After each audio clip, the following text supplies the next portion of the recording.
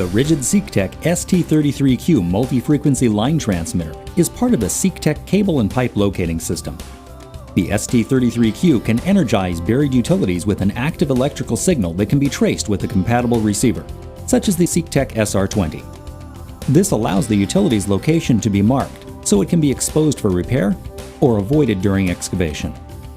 The ST33Q can energize a utility in three ways: with its direct connect leads, with its built-in coil antenna, or with the optional clamp.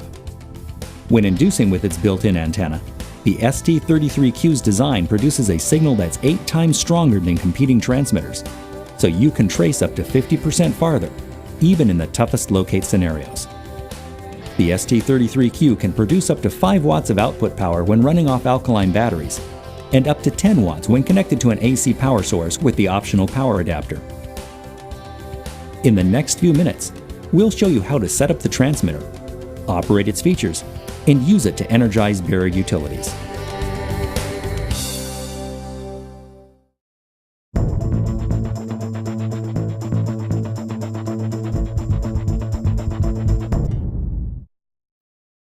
In this segment, we'll show you how to install the batteries, how to get the transmitter ready to use, and how to operate its controls.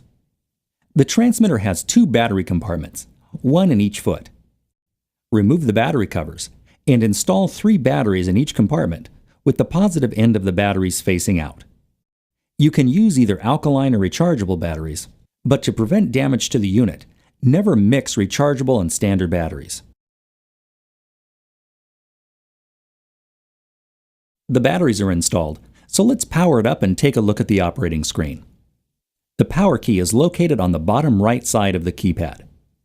We'll press it, and the SeekTech splash screen will appear, followed by the active frequency, and then the operating screen. The operating screen has several indicator icons and numeric readouts, so let's take a quick look at them. In the middle of the screen, you'll find the mode display scene. The graphic depicts a transmitter with one lead connected to a utility and the other to a ground stake. This tells you that you're in direct connect mode.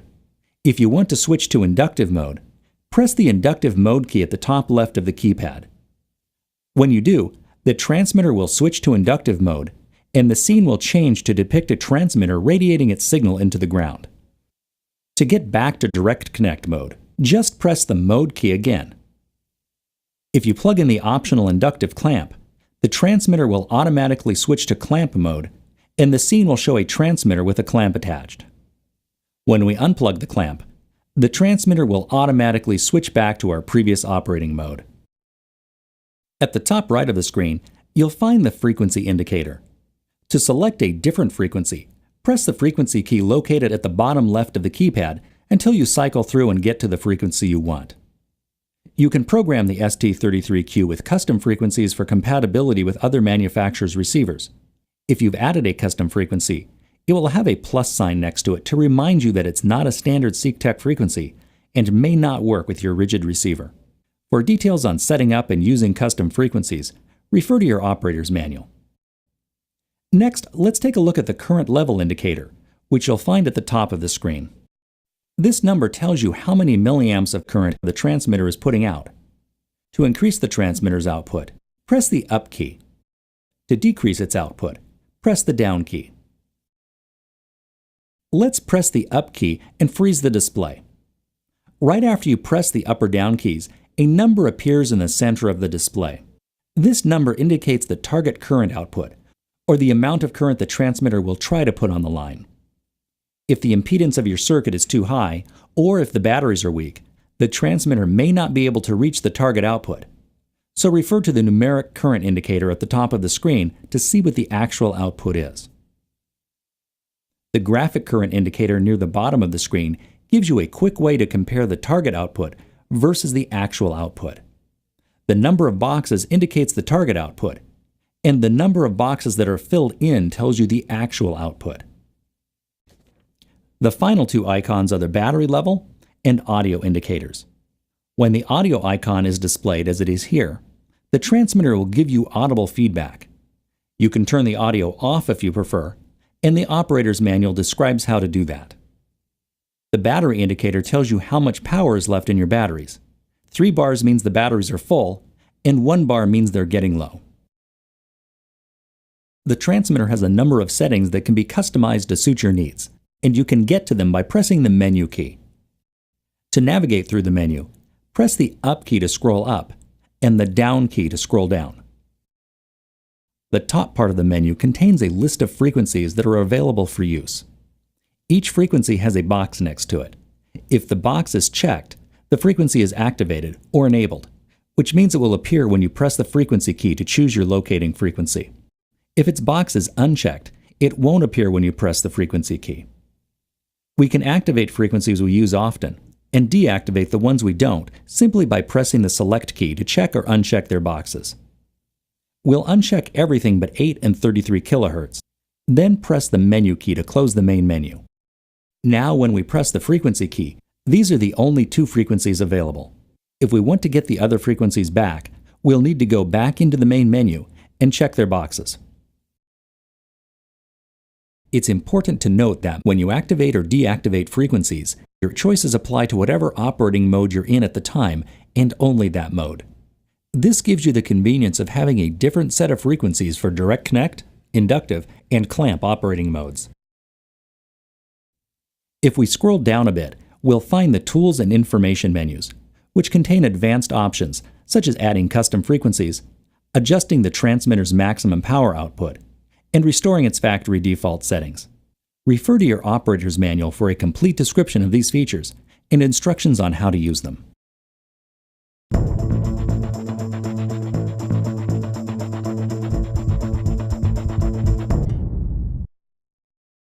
In this segment, we'll demonstrate the 3 ways that the ST33Q transmitter can apply a locating signal to a buried utility: conductively, with its direct connect leads; inductively, with its built-in coil antenna; and inductively with the optional clamp.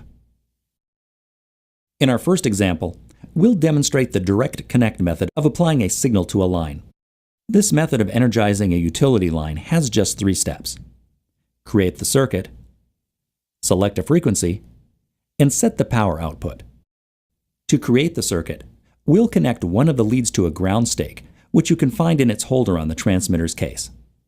We'll drive the stake in as far as possible, and then connect one of the transmitter's leads to it. We recommend always connecting to the ground first as a safety precaution, in case the line you're connecting to is carrying a dangerous voltage. Next, we'll connect the other lead to our target utility. If the connection point has paint or corrosion on it, you'll want to scrape it clean first so that your connection makes good contact. Our connections have been made, so we'll press the power key to turn the transmitter on. When the operating screen appears, we'll select a frequency, in this case 8 kHz. The current output defaults to 100 milliamps, which is plenty for this line, and the current indicator shows that's exactly what we're getting. So at this point, we could go ahead and locate the utility. Next, we'll demonstrate how to energize a line inductively, using the transmitter's built-in coil antenna. In inductive mode, the transmitter generates a signal that penetrates the ground and gets onto any metallic lines in the area. To set up for an inductive locate, we'll turn the transmitter on and set it to inductive mode. We'll set our frequency to either 8 or 33 kHz, set our desired current output, and position the transmitter in line with the suspected path of the buried utility, making sure that the arrows on the transmitter point down the length of the utility's path. When using the transmitter inductively, its signal radiates in all directions. A portion penetrates the ground and energizes our utility, but part of the signal also radiates out through the air, and if you're too close to the transmitter, it can overpower the signal on the energized utility. This is called air coupling, and it can prevent us from getting an accurate locate. To minimize air coupling, we'll need to begin our locate some distance away from the transmitter, and we'll need to test for it before marking the line. We can do that by positioning ourselves over the target line and looking at our signal and depth readings. If the depth is completely out of range for the utility, it's a strong indication that you're air coupled. If the depth seems to be in a reasonable range, we can test for air coupling by raising the receiver a foot or so. If the depth reading increases by a foot, we're probably okay. But as you can see, in this case, it increases by far more. Let's look at this again, but this time focus on the signal strength reading. It should decrease significantly when we raise the receiver. In this case, it does decrease some, but not as much as we'd expect. So I'll move farther away from the transmitter and try again.